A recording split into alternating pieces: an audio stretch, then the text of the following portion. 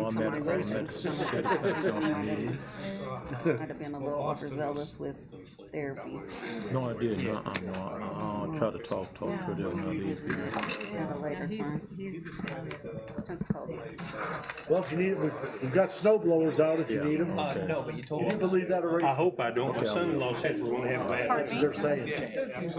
Who's Lancer? No. They have both. Well, it's called the neighbor kid. So Stay Now home. my back just broke, Excited no though. one, did my low back one. Yeah, I'm really excited about it. Four-wheel I drive wouldn't truck, let I mean, anybody else. the Jeep's four-wheel drive, so. The best I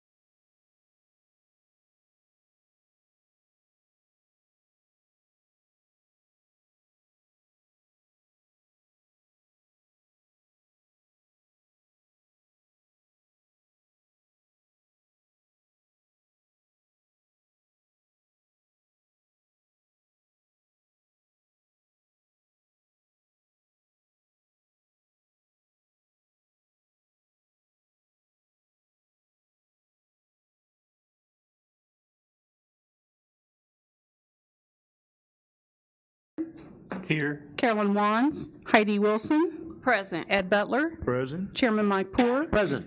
6 present. We do have a quorum, and welcome back to Heidi. Thank you. All right, moving on to number 2, approval of the minutes. These will be the minutes from the August 8th meeting. If there are no corrections, need a motion to approve, please. So moved. Second. All those in favor? Aye. Opposed? Thank you very much. Item number 3, the approval of the agenda. There are no removals from the agenda, so I need a motion to approve the agenda, please. So moved. Second. All those in favor? Aye. Opposed? Okay, thank you. Moving on to item number 4, audience comments. First, we'll have under 4A, a public hearing for a petition to vacate an alley at 433 and 435 North Gilbert Street for Heartland Properties, the petitioner. We'll open up the public hearing. Is there anyone to speak on behalf of the alley vacation? I just would like to know what is being located there. At this point, so Yeah, come up to the mic, Rick, if you would. So 425 Gilbert is pretty much completed. 433 is the old bread store. The intent is to turn that into a 3 tenant suite, which I think 2 tenants, or 2 of the east end are actually going to be one location. And our intent is to take over that alley. We tore the house down. We are getting ready. We'd like to put a fence across the back. There's a tremendous amount of traffic that drives through there, primarily for the apartment buildings. There's access off of Oak Street. There's 2 different alley accesses off of Oak Street, and then there's one off of Wilson for that apartment building. We're oftentimes out there working, and traffic might come in there 25, 30 miles an hour, come screeching through there. We really don't need that for what we're bringing in. And the tenant that we're speaking of will have children there. The garage that we've left there, the intent is to use half of that for their facility as well, for storage of some equipment. So have I answered the questions? Yes. Okay. Yeah. Thank Now you you. guys say it again for the new mic. No. Okay, any other question? Anyone to speak against the alley vacation? Okay, we'll close the public hearing, and we'll address that later on in the agenda. Now, audience comments, Madam Clerk. Sandy Calhoun regarding 422 Franklin.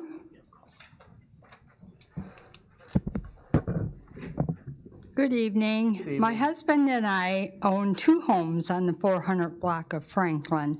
Renaissance brought us to downtown Danville. We love it. Even though it's no longer funded, I'd have to tell you it's really a success. It has stabilized the neighborhood. It's helped to bring a lot more in, including Heartland, the Art League, Fisher Theater opened back up, and even Carl invested just right across the street from Renaissance, and I don't know that would have happened years ago. One of our houses is right next door to the one that was discussed last week, 422 Franklin. And even though the guys that are there are pleasant guys, they have an awful lot of traffic there. They have so-called friends. They'll come like 7 in the morning with their open beer cans, walking from the south. I don't know where they live, but they don't allow them to do that there, apparently.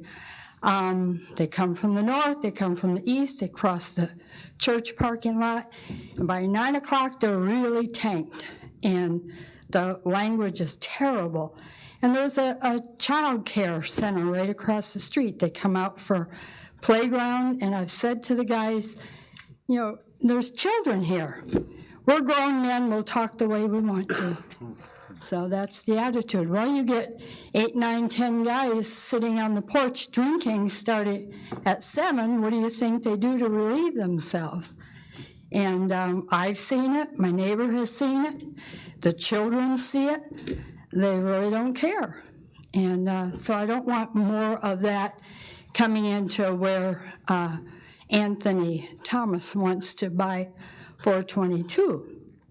And that's what he'll do. He'll just invest a minimum amount of money to fix it enough to get it full of more people like this. So I don't want that.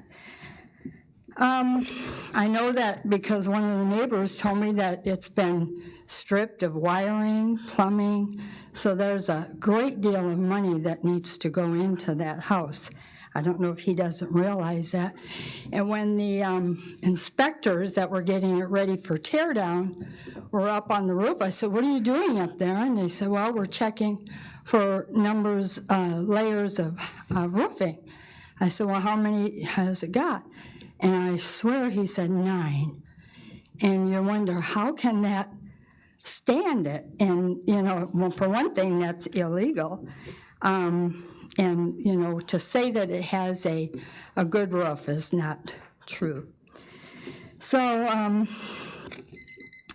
sometimes there's drugs involved there, but not as much as there is with the drinking. So their favorite word starts with F. And the other 2 words also have F in it, so I have to listen to that all the time. A couple weeks ago, I called the police because the banister on the porch was lined up with beer cans, and the F word was flying, and our neighbors and me, we couldn't enjoy our porches. So I called the police, and they just told them to get it toned down. And also, in addition to the urinating, there was a empty toilet paper tube next to the house the other day, so I assume other stuff is being done. Lots of litter, lots of cans, lots of bottles. Last night I found $1 though. So, and then the ladies, if they're on their break from work or something, they can't walk past there without the hooting and the hollering. And sometimes they don't say anything, but if you have 8, 9 guys all staring at you, it makes you feel uncomfortable. And I know the one neighbor, his daughter would call him to come outside so she could come in the house without problems. And then they ask for money. They're up and down the alley, lots and lots and lots of people. The guy who put in our cable noticed it. He said, "Boy, you sure have a lot of traffic in this alley." And again, they asked him for money. And I just wanted to put my 2 cents in, because while Renaissance has done a good job in the neighborhood, we've still got some issues and people that want to make a fast buck and take it out of town, because Anthony does live in Texas. He's an absentee landlord, so. Thank you. Thank you very much. Mayor, I think that's still being taken down, right? Yes, that is the plan. Yeah. Okay. That's all I have, Chairman. Okay, thank you. Anyone else wish to address the Public Works Committee? Okay, thank you. Chairman's comments, not much. Just enjoy this beautiful weather. Don't forget the Fall Festival coming up this weekend. Should be a beautiful weekend. Okay, moving on to item number 6, approval of the payrolls. These will be from September 8th, 2023. Need a motion to put those on the table. So moved. Second. Questions on the payrolls? Okay, roll call, please. Alderman Wilson, Yes. Butler, Yes. Iverson, Yes. O'Kane, Yes. Richard, Yes. Wands, Poor, Yes. 6 yes. 6 yes, thank you. Item number 7 is the vouchers payable. These are from September 12th. Need a motion for those, please. So move. Second. Questions on the payables? One quick question, so I get my name in the minutes. Okay. What are we spending $6,000 in advertising for? Rossi Photo Studio contract? I don't know, did you highlight that? I did. Oh, well, it just showed up on mine. Yeah, you're right. Give us the payment That was number, my, please. Excuse me, Comptroller Massey asked for the payment number? I can tell you what it is. That is the business that was contracted for to do photography for the city of Danville. She took pictures of all of our parks that are going on the website, and also that will be updated on Google Maps. She also has taken pictures of every first Friday. She also did photography. She took staff photos as well as did the updated pictures for the police and fire as well. Okay, I was curious what was, I was curious why it was highlighted. I did it at home on my computer. I shouldn't have done it. I just figured it went to my box, not everybody's box. You better be careful what you do now. All right, any other questions? Okay, roll call, please. Alderman Butler, Yes. Iverson, Yes. O'Kane, Yes. Bichard, Yes. Wands, Wilson, Yes. Poor, Yes. 6 yes. Thank you very much. Item number 8 is finance. Comptroller Massey asks to be put on the agenda. Excuse me? Oh, 8A is a resolution authorizing changes in auditing service fees and approving the master service agreement and statement of work for the fiscal year 2022-2023 financial statement audit. Thank goodness. Need a motion to put that on the table, please. So moved. Second. Okay. Comptroller? Good evening. So what you have on the agenda is a resolution for technically 3 separate items. One is a budget amendment. One is to approve a new standard statement of work that Clifton Larson is moving to instead of separate engagement letters for every audit or item of professional service that we use them for. And then the third item is the actual statement of work for the fiscal year 23 audit. So that's what you have in front of you. Are there any questions on either agreement or the budget amendment? Why the big increase? So there's 2 reasons for that. We had a big increase for the fiscal year 22 audit as well because utility billing moved in-house from Danville Sanitary District last year. So their level of testing has significantly increased. And then also the other contributing factor is the significant delays with the audit. We're already probably 2 months behind for fiscal year 23, which is why I asked to be put on the Public Works agenda. They were not able to issue our statement of work for fiscal year 23 until our fiscal year 22 audit was wrapped up. That is about to be published. I'm about to get the final version, but they had us on the schedule for the last week of September. They cannot perform that work the last week of September unless we have this finalized. So I'm trying to get this done by the second council meeting. Gotcha. Yeah, Thank that's why I came here, just because it's time sensitive to get it through quickly, so they can start. Sure. And so they don't give you actual cost of the audit? What do you, can you rephrase that? Actual cost, do you know it's gonna cost? No, the, it's in the- here, 102,000. 102,500. Previously, we did a 5-year bid with Clifton Larson, and their original bid for this year would have been 59,000, so that's an increase of 43,500. Again, we did have a significant increase in cost for fiscal year 22 as well because of that additional testing due to utility billing. Our level of transactions has quadrupled by taking in utility billing, so that's to be expected. And there's only certain accounting firms qualified to do any Correct. types of audits like this. Yeah, this is the last year on the 5-year agreement, so we expect to go out to bid for the fiscal year 24 audit and hope to do a multi-year package like we have in the past. Other questions? Do we supply them with an office? Sound like they'll be. Tell you what, I didn't catch He that. said, do we supply them with an office? We do provide them with space and a room to work. Yeah, typically they're actually down here in the community room. It's not glamorous. Before you take a vote, if I could have another question too. So I just received the same, so this is for the city's audit. The Danville Mass Transit receives a separate financial statement audit. That's a requirement that we have. I just received the statement of work. I can either wait and take that through public services and adopt that the first week of October, or I can bring that with a resolution next week to city council separate of this resolution. So whatever the committee decides, you tell me, either way is fine. But I just wanted to throw that out there. okay. So we'll take a vote on this, and then we'll discuss whether to let her bring the other, okay? The Danville Mass Transit audit is the same price that they quoted in our bid for the 5 years, so there's no cost increase for the DMT audit. So right now, we're voting on the first one for the city. Roll call, please. Vice Chairman Iverson, Yes. Alderman O'Kane, Yes. Pashard, Yes. Wands, Wilson, Yes. Butler, Yes? 4, Yes. 6 yes. 6 yes, thank you.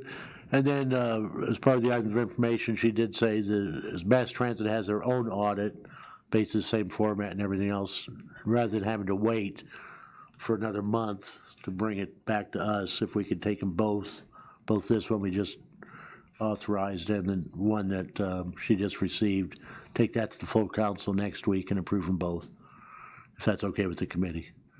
I don't have a problem with it. Why not? Okay, okay, Ashley, good. Thank you. Any other items of information? Thanks. All righty. You don't have to stay the whole meeting if you don't want. I'll stay. Okay. Moving on to item number 9, Public Transportation Director Beath. We have a resolution approving the update to the Disadvantaged Business Enterprises Program for the city in connection with the Federal Transit Administration grants. Need a motion to put that on the table, please. So move. Second. Okay. So permission to call this the DBE program and FTA grant. So it's just easier that way. So every 3 years, I update the DBE program goals, and it is basically goals that we set to try to achieve while in our purchasing, and that is for the purpose of including minority and women-owned businesses. We now have some new focus on veteran-owned businesses as well. But this is just mostly everything that's updated in this program is on page 13 of the program, and that's the actual goals themselves. So as you can see, we have a very low goal because we have very few DBE certified vendors in the city, or in the area, I should say.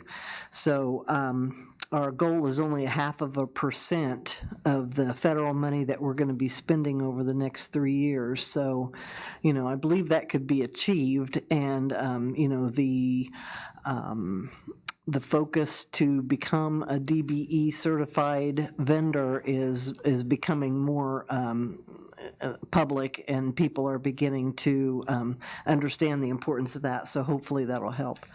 But everything that's changed is on page 13.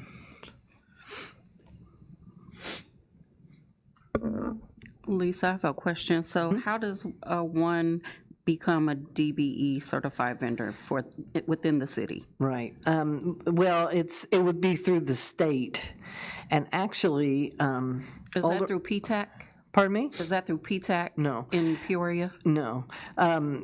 It's through IDOT, actually. IDOT has a vendor, and actually I just spoke to her today, and Alderwoman Teague and Sandra and I are going to set up a training class for the area, a workshop, so people can learn the process and get help with the application. The application it's very burdensome, and some people are intimidated just by looking at the application. So, we want to make this as easy for people as we possibly can. So sometime within the next, I told her I'd like to do it within the next couple of months if we could. So we're going to have a workshop, and virtual, it's going to be virtual and in person, and Melissa Hamilton will be coming over to teach that workshop. She's contracted through IDOT, so I'll let you know more as we know more. Sounds good, thank you. And Alderman Wilson, also Administrator Finch did offer this, I believe, 2 years ago too. Unfortunately, we had, and I think she may have even worked with President Butler, but we had a very small turnout, and I think out of that, only one entity actually ended up getting certified. So we will need everyone's help to get the word spread. Okay. And so, Lisa, if you can kind of get me up to date to what is the qualification for the disadvantaged business enterprise? So there's an application process that involves a lot of financial statements, a lot of legal documents that need to be submitted, and I can't even remember how many pages it was, 8 pages or something, and the application is real thick and kind of confusing. So we want to make sure that people understand what exactly it is that they're looking for and help them get through the process. So it's just basically applying, putting your application in with all your financial statements that will go to the state, and then the state will approve you, or disapprove, I suppose, if you didn't qualify. And then once you become a certified DBE, then your name goes on to the website, and people that are looking for contractors, when they have a project to do, can put in, a particular type of service, or there are various ways you can actually go in and check. And hope their name would pop up, and so that gives them an advantage, because all FTA funded, probably all federal funded projects require some type of DBE participation if that's possible. So if we have some vendors in the area, not only will it attract will they get work in this area, but they can get work outside of the area, because they're going to be in a very exclusive database for contracts that are coming up. Did that answer your question? Yeah, that did clarify it. Other questions? Okay, roll call, please. Alderman O'Kane? Yes. Pritchard? Yes. Wands? Wilson? Yes. Butler? Yes. Iverson? Yes. Poor? Yes. 6 yes. 6 yes, thank you. 9B is a resolution extending the ADA paratransit service agreement. Need a motion to put that on the table. So moved. Second. Okay. Okay, so every 3 years, 3 years seems to be the magic number tonight. Every 3 years, I put out a bid for paratransit services. And those are just services to complement our routes, and they operate during the same hours and the same locations as our routes. And it's for people who are not able to get to a fixed route location, like seniors or people with disabilities and so forth. So we put that contract out, or we put that bid out every 3 years, and Chris is usually the lone bidder on that contract. So since the status of this area changed from a rural, or from an urban area to a rural area, I talked with IDOT, and instead of trying to bid out a 3-year contract when, who knows what's going to be going on a year from now, they said, why don't you just extend the contract for a year? And Chris was in agreement with that, and they have signed that, so we're just going to extend the paratransit contract for 1 year with all the same, everything's the same as this year's contract. For some of the new, since our population declined, we lost that status, and now Chris will be administering all monies for some current reason. Hopefully, you're working with state and federal on that, trying to get that resolved, so that's why the 1-year contract, because the uncertainty of funds and who's going to be doing what, so. We could be doing our own paratransit next year, who knows? Don't quote me on that, Steve.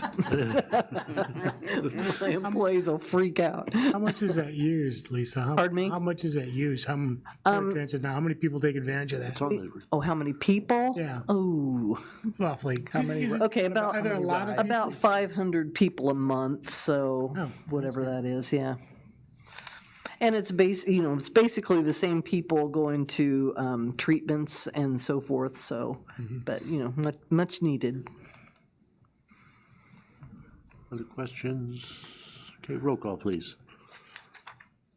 Alderman Pritchard? Yes. Wands? Wilson? Yes. Butler?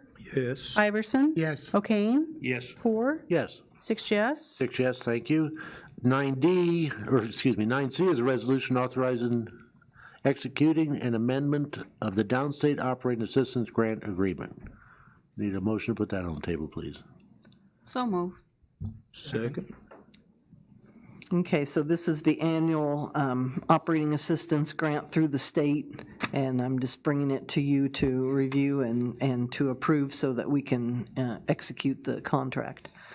We're already operating in fiscal year '24, so. They're always. Yeah. Questions? Is this one also in limbo or no? That's always will be this, right? Okay. Roll call, please. Alderman Wands, Wilson, Yes. Butler, Yes. Iverson, Yes. O'Kane, Yes. Bouchard, Yes. Orr, Yes. 6 yes. 6 yes, thank you, D. Item of information, monthly report. The only thing I can say is my only comment on my monthly report was the fleet insurance bids, which were opened yesterday morning, and I was going to ask if I could take those straight to council, but you can nix that because we had no bids on our fleet insurance this year. The insurer that has been our carrier for the last 6 years has decided to go out of the fleet insurance business. So, yeah. So we're working with Dan Barnett at Assured Partners to see if we can't find someone to, that would be interested in insuring our fleet. And other than that, I'm not sure. We may just see if Hudson will extend the contract for at least a year so we can get this figured out. But You have to have insurance. But you still got insurance now. yes, we do. Yeah. Okay. Okay, any other questions for the director? Thank you, Director Bees. Okay, moving on to item number 10, Public Works, Director Carpenter. Yeah, I know, he's gonna take the rest of the year off. No. All righty, we have Sam and Dave here if anybody has questions. But anyway, 10A is an ordinance authorizing vacation finale at 433 and 435 North Gilbert for Heartland Properties as petitioner. Need a motion to put that on the table. So moved. Second. Okay, any questions? Rick explained pretty much what he was doing. Okay, roll call, please. Alderman Wilson, Yes. Butler, Yes. Iverson, Yes. O'Kane, Yes. Bouchard, Yes. Wands, Poor, Yes. 6 yes. 6 yes, thank you very much. You guys can leave if you want. Go spread that dirt before it rains. Okay, 10B is a resolution approving the purchase of a tandem dump truck. Need a motion to put that on the table? So move. Second. Okay, let's take that. Yep, I'll take it. So this is kind of the same thing we've been doing here recently with vehicles. Once again, the lead time is so long on vehicles. So we're passing it this way, or sending it through this way, because we do have a potential vehicle, the tandem dump truck, that is completely outfitted with a spreader box and a spinner, and it is 100% ready to go. I believe the one we've gotten prices back on, and we're hoping is still available once this passes, is coming from, I believe, Pennsylvania. Don't quote me on that. It might be but it's somewhere out east. But anyway, we've been working with a dealership out there that actually has a truck built and ready to go that could be used this season. And we're in serious need of that. We currently don't have any backup trucks for our main arterials. We can definitely use other trucks from other routes, but doing main arterial roads, having a little bit bigger plow, you'll see our bigger trucks on those routes, just handles the routes a lot better. So we can always function without a backup, but this puts us in a much better spot going into winter for sure. So that is the intent of this, is just to latch onto a truck that's ready to go. Is this a new truck? Yep, so this would be a brand new one, yep. Okay. Replaces a 20, I think it's 2001, 2001. I think it's 2001, yeah, yeah. So, Oh, yeah, replace a 22-year-old unit. That's, speaks to the maintenance. I mean, to have something last that long. Yeah. I wonder what we spent on a 2001. Well, yeah, Yeah, 5? yeah. sure. All right, questions? Roll call, please. Alderman Butler, Yes. Iverson, Yes. O'Kane, Yes. Bouchard, Yes. Wands, Wilson, Yes. Poor, Yes. 6 yes. 6 yes, thank you. Chairman, our central vehicle maintenance people are the behind-the-scenes heroes all the They time. are, I tell you what. They are. Keep up that equipment running, especially some of it as old as it is. It's, Yep. it's amazing. So we appreciate all their efforts. Yep. I've noticed the last 2 trucks have had plows. Are you anticipating a bad winter? Well, we're trying to just kind of ward it away by preparation. So Like that. seems to be when you're prepared, it never comes. So let's just hope for that. Every truck has a plow, doesn't it? Pretty much every I mean, I truck, think unless it's a small one truck. year we said, let's get plows on everything. Yep. Yeah. Okay, did I read that yet? No.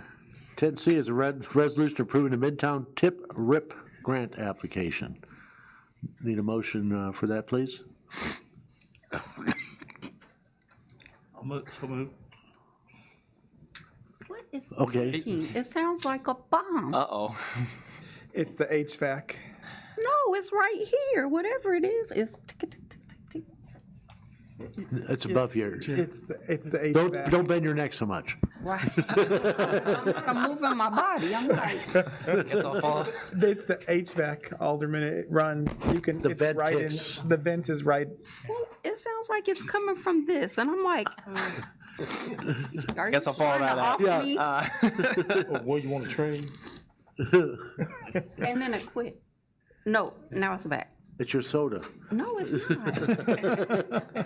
All right, Logan. Okay, yeah, so what Wait you a have. second, I'm sorry. Oh, I don't know. Heidi, I thought.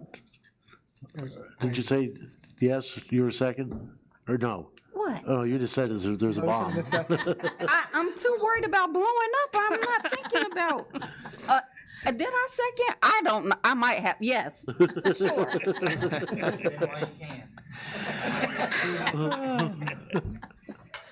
Okay. Well, so what you have in front of you this evening is maximum award grant application of $50,000. The request is for basically a facade facelift for the structure located at 610 through 622 North Gilbert, which I believe you all know is it hosts Aunt Martha's for a Oh, lot of yeah, years. the old black hardwood building. Yes. So, and then so it's going from facelift to the facade to seal coat and striping of the parking lot, and then the renovation of one unit of that strip mall. The cost here do not reflect the entire renovation of the strip mall. It is just for that one unit. It's a $133,100. That's the contractor proposal that we have received. I apologize. I did not realize that I would be the reason you have to zoom in so far on your agenda packet tonight. There's a facade, a large full set of facade architectural plans behind this application. I did not attach the building plans that were submitted by the developer, but we have those in the office and those are approved. So if this gets approved, they'll be ready to go to get the new tenant set up, which all I can disclose right now is it's going to be a medical use. So is above each of the businesses getting, according to the, looks like the Yeah. print, all of them are getting a new, Complete facelift on Yeah. the entire front of the building. similar to what Carl's doing on the front, all their, Yes, correct. And this is just for one building. Yeah, it's a 3 or 4 unit strip mall there. Yeah. the old black hardware building. Yeah, right. I know where Yeah. it's at. Yep. I worked on that when I was 16. I know. I remember when they moved there It's held from, up pretty well, hasn't it? what street was that? Hazel Street it was on? Huh? What street was it on? It had It was blacks that. on one street and Hazel, or and Ace on the other. Something like that. Hazel? Yeah, The old Hazel. one? Yeah. Oh, well, anyway. Anything else? Yeah, I just thought it was a limit on the recipients, what they qualify for. Yeah, 50,000 is the maximum. So if you'll read through the resolution, their proposal is for 133,100. It's written so if they do just hit 100,000, they can still get the maximum award of $50,000. We cap the redevelopment incentive program, which is more of the quote-unquote quick hitter grant, at 50 grand. Anything over that, we go with the redevelopment agreement route, which is extensive, and they have to meet certain goals and thresholds in certain time periods. But right now, this matches up to 50,000. Yeah. Right, exactly. Nothing over. Yep. Yeah. Okay. Anything else? Roll call, please. Vice Chairman Iverson? Yes. Alderman O'Kane? Yes. Bouchard? Yes. Wands, Wilson? Yes. Butler? Yes. Chairman Poor? Yes. 6 yes. 6 yes, thank you. Moving on to 10D, a resolution authorizing a budget amendment to the fiscal year 23-24 Harrison Park Golf Course 400 merchandise for resale and concessions, cost of goods sold budgets. Need a motion for that, please. So moved. Second. Okay. I guess the only thing I would say in description of this is business has been good and exceeded expectations at Harrison Park this year. So this is just, we aren't able to pull from the way the budget's set up. We can't pull from profits to then purchase more and things we've sold. So this is modifying the budget. The profits still remain in the budget. This pulls from reserves to buy more so that we can sell more and hopefully have more profit. So. We've done it on this before, haven't we, a couple times? Yeah, I think we've done it a couple times. Because they keep selling, and then they have to buy more goods. And we had our preliminary budget meeting with Mr. DePrett, and we've made adjustments for next year because they've done a really good job down there. That's a good problem to have. Yes, it is. Yep. Alderman O'Kane. Just a point of information, you take lights and cleaning and stuff like that out, the merchandise, or is this just the profit, the net profit before anything else? No, this is purely just cost of goods sold for inventory at the pro shop. So cleaning supplies, light bulbs, everything, that comes out of a different line. Okay, so, Was that your question? yeah. Okay. Yeah. So that profit margin doesn't look very good to me. Well, they're replacing what they've sold and putting stuff in inventory to sell more of. That's still in the budget paid by Harrison Park. Okay, other questions? Not somewhere else. Oh, I didn't see that Alderman Pickering back there. She's hiding. Okay, roll call, please. Alderman O'Kane? Yes. Bouchard? Yes. Wands, Wilson? Yes. Butler? Yes. Iverson? Yes. Poor? Yes. 6 yes. 6 yes, thank you. 10E is a resolution approving the awarding bid for the CDBG homeless project at 834 North Bowman Avenue, Danville Rescue Mission. Need a motion to put that on the table, please? So moved. Second. Okay, Okay, yeah. So this is the third time we went out for bid on this project. Finally, we received 3 bids total. For the new alderman, we've been working with the Danville Rescue Mission for the last probably close to 3 years. Yeah. Trying to get their facility up to code and hopefully while doing so, get them to the point of where they can get reliable and efficient heating and air. Their heating is not very good, to say the least, and the electrical to provide the heat infrastructure is almost non-existent. So myself and the electrical inspector went to the rescue mission, found out why we were having so many issues with our prior bids. It's all in the electrical. Their panels are extremely outdated, and then with new panels, we need to run new wiring to the rooms to support what we hope to be is future mini splits in each room. They're large school classrooms, so we need high efficiency mini splits. We think that that's going to be the best option. So we bid off a small chunk of the project here with this bid, and it's the replacement of 2 complete panels and basically running the wiring so they can pigtail in mini splits in each of the classrooms, living quarters. That has a big air recirculation blower in the basement that takes it up, and have you been in it? Yeah, I have. Yeah, and there's a giant boiler in that Those basement. Boilers, but then does it have the big air handler too? No, it does not. Oh, it does not? It does not. And they built those back in the day.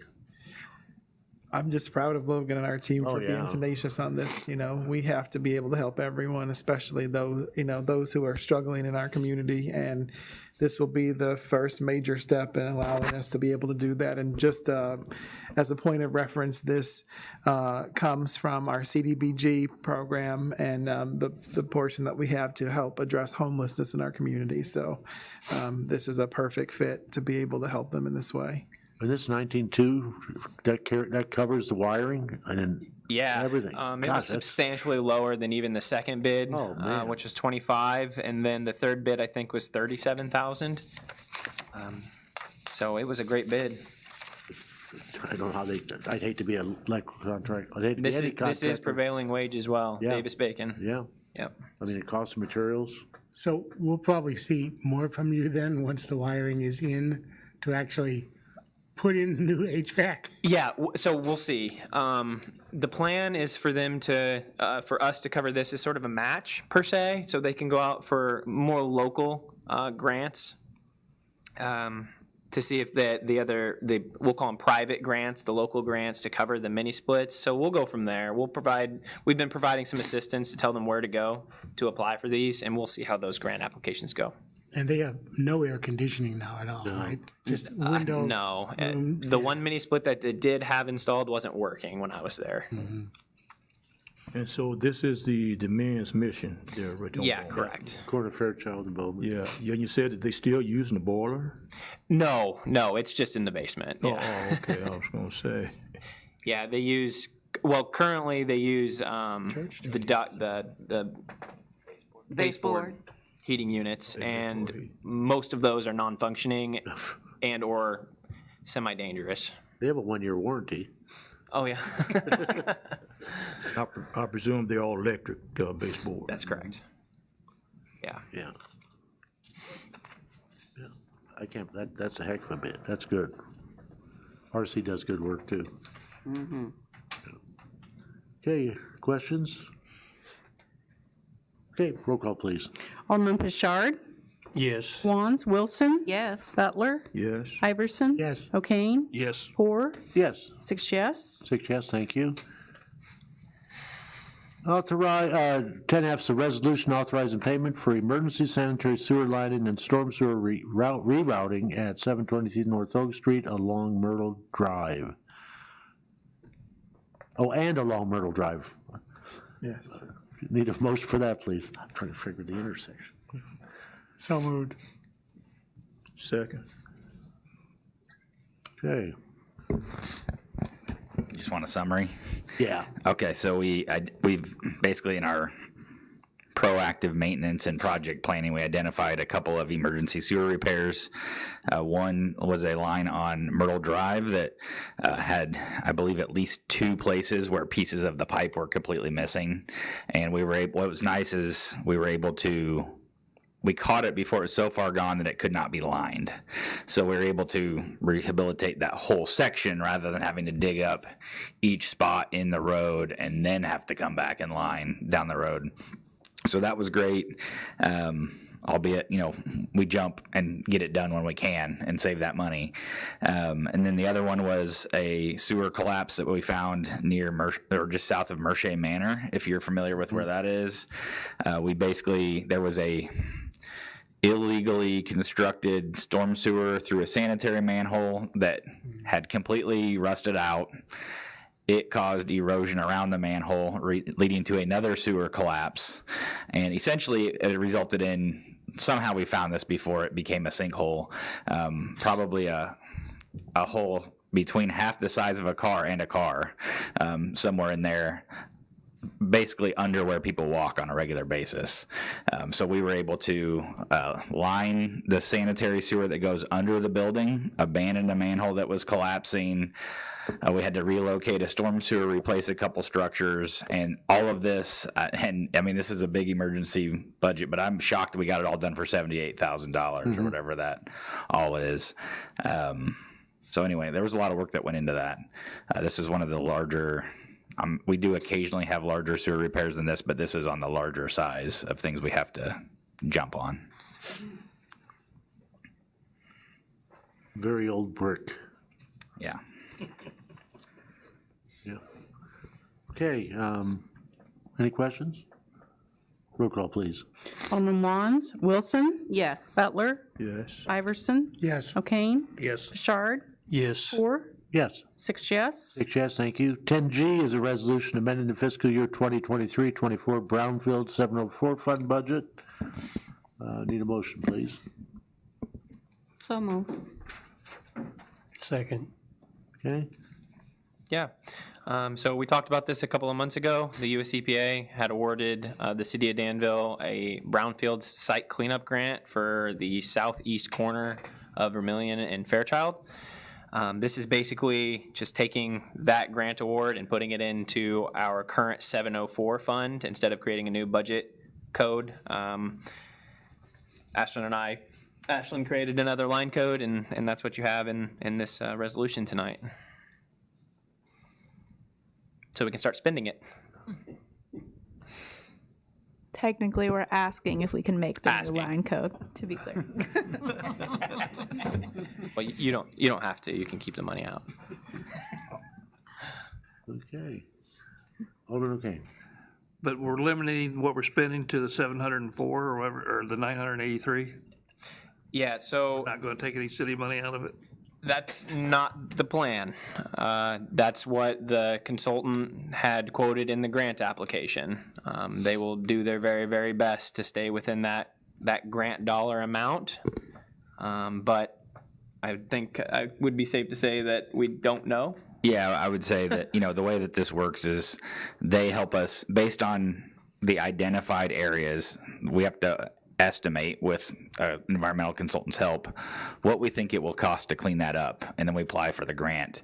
The EPA grant is capped at that amount, so they will not spend more than that. There is a possibility that we could come in less than that. There is a possibility that it goes over, and we'd certainly want to see it cleaned up and make up the difference, but this is, I think, everybody's best estimate of what it would cost. Yeah, and the good news is this is in the Midtown TIF district, so funds could be utilized from that as well if it goes over. And we got a time schedule. Yeah, so the grant agreement hasn't even been issued to the city of Danville yet. That will be coming out in October. It's just on the EPA schedule. We'll be going out for an RFP for a consultant to actually manage and oversee the cleanup of this property. So I would imagine an RFP will be awarded, I hope, by the end of this year, early 2024, and then after that, it's a 4-year grant cycle that we're limited to. It is a long process without going into it because I'm not an expert in site remediation. But once we actually get the grant agreement and get a consultant lined up, then we have to go out for bid for an actual remediation company. So it may be next year at this time before you can start taking the concrete off. Until you see a hole, and the site is not going to be very good looking here. I guess this is a public announcement for that. There will be a large chain link fence going around the entirety of the property that we own on that corner, and that's a US EPA mandate for hazardous control. Yeah, and just to add, Logan's saying we have 4 years for the grant. My understanding is there are certain things that we know, like what the limits of the soil removal are likely to be. There will be, other requirements. Likely we're going to have to do, we may have to do injection of some kind of compounds to basically promote breakdown of some of the other hazardous chemicals. Then you have to do additional testing and monitoring and to see if you get the results that you think you're going to get. So it's really it's a process that has to play out, and we don't know exactly how quickly. I wish we could just dig it up and call it good. No.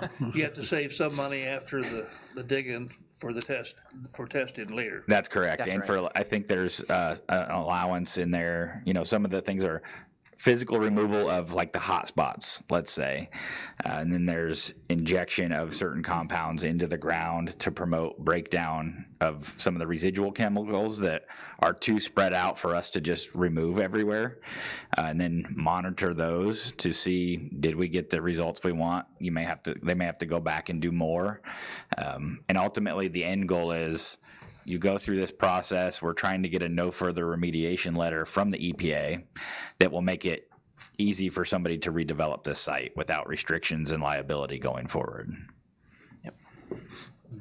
And the good news is for our community is that once it's all done, we'll have a little more than 2 acres of redevelopable land on one of the busiest, I think it's the second or third busiest intersection in all of Vermilion County. So again, kudos to our team, because, we were one of only a handful of sites around the country to get this award. So Can we have some of that money out of the landfill remediation fund to work on this? we wish. Yeah, I've asked. What is there, $1 million something in there? Eight something, Yeah. Chairman. Oh, for a rainy day, right? Okay, roll call, please. Alderman Wilson, Yes. Butler, Yes. Iverson, Yes. O'Kane, Yes. Bouchard, Yes. Wands, Poor, Yes. 6 yes. 6 yes, thank you. Item of information? I guess I'd just add that engineering has done a great job this year of setting up quite a extensive surface treatment on the roads. Yeah. However, we would, I guess, ask for as much patience as possible and fully identify how much of a pain it can be to get around town at times, working around all of the contractors. I would say operations has also dealt with the pain of trying to get as many of these prepped as possible in as short amount of time as possible. With the storm going through, that didn't help matters at all, but engineering had a great plan. Everything was really organized, and so now we're going to start seeing all of these surface treatments start happening all at once over the next few weeks. So please be prepared for that, that there will be a lot going on. And then also, as leaves start to fall, we're starting our fall sweeping and everything else. So it can be quite extensive, but it's going to be worth it in the end, and we're saving ourselves quite a bit of money by saving a lot of roads rather than letting them get too far gone and replacement being the need. So Yeah, I would just want to add to that. So we have scaled the road maintenance program massively in the last 4 years. Engineering has done that with the help of all of you giving us more funds to do this with. Operations has done this with the same amount of guys, which is pretty impressive. I mean, they're doing it at least 5 times, if not more, than what they were 4 or 5 years ago. So the fact that we're even close to getting this done is kind of a miracle. We started off saying, every year we start and we say, I don't know how we're going to do that, but we're going to do it, and we've had some moments this year for sure, but appreciate the patience. It's going to turn out great. And then we'll just keep doing it again next year. And if you have grass in your gutter and things. Yeah, if please you have get grass rid in of your it. gutter, we'd eat that. If you have grass hanging over the gutter, we'd eat that. Just because it looks better, and then we don't have to pay I did the math, and it's like us just taking grass out of the gutters has cost every taxpayer, every citizen of Danville, an extra $3 just on this on these few projects that we're doing. So it's been very expensive to deal with that. Just a couple side notes that you'll likely see press releases coming out in the next couple weeks. We will be doing, and if not yet this week, there will be a road closure coming up on Eastgate Court, or not Eastgate Court, on Eastgate Drive for construction of storm sewer improvements over near the 7 Point recreational marijuana facility or whatever there. I'm like, what do you call that thing? Dispensary. That's the word I'm looking for. That's the word. I'm not in the know on that stuff. No. Yeah.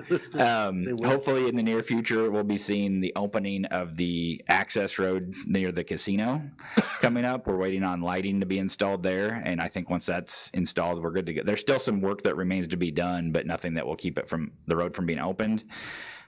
We will see CSX working on rail crossing improvements on West Newell Road, I think about 2 weeks from now. And we will also see improvements begin the rail crossing on Lynch Road out by ThyssenKrupp, which I think is if you drive out that way, you know which one I'm talking about. The Jeep. So, yeah, so that one will be coming up. So we will literally have those rail crossings going on, road closures going on, plus all of our other stuff. So I'm hoping it's not as bad as when Norfolk Southern went through town last year, but it is going to be an interesting couple weeks, and we'll do our best to keep everybody posted. But it's a moving target. So, Chairman, I would just add that it's because of the good stewardship of the department heads, and division heads, and all of their teams. Every year, we've been able to put back from our reserve millions of dollars into doing additional road work because they've been good stewards of taxpayer resources. And when we're good stewards of your money, that's what we're able to do, is to get the things that are done that are important to people in our community. So, Comptroller, I know we did an extra transfer recently, didn't we? Do you remember how much that was? I do. So we did, so fiscal year 22 audit was delayed, right? Our financial policy says that any financial reserves in the general fund over 1.2 million shall be transferred $400,000 to the pension funds at a split of 60% and 40%. And then any other reserves on top of that 400,000 goes to 107, the infrastructure development fund, which is why Mayor indicated for roads, right? 107 pays for road projects. Because we were waiting on the fiscal year audit, did an estimated transfer, an educated guess of what our reserves were going to be. I think I did 8 million. So we've already put, I guess that'd be 7.6 million into the infrastructure fund. I just got our draft financial statements back, and I'm expecting to transfer an additional 2. That was just in fiscal year 22. So almost $10 million that will be transferred to our roads. I will be wanting to edit our reserve policy. Just a little asterisk: 1.2 million is not quite enough in 2023, but right now that's what it says. I do have another item of information, if that's okay. If you don't mind, if we could just circle back to 10D for a second, the Harrison Park resolution. There was a comment made. I just want to make sure we're all on the same page. The 2 line items indicated here are 2 expense lines. So that's not our profit margin, and that can't be calculated based on either of these.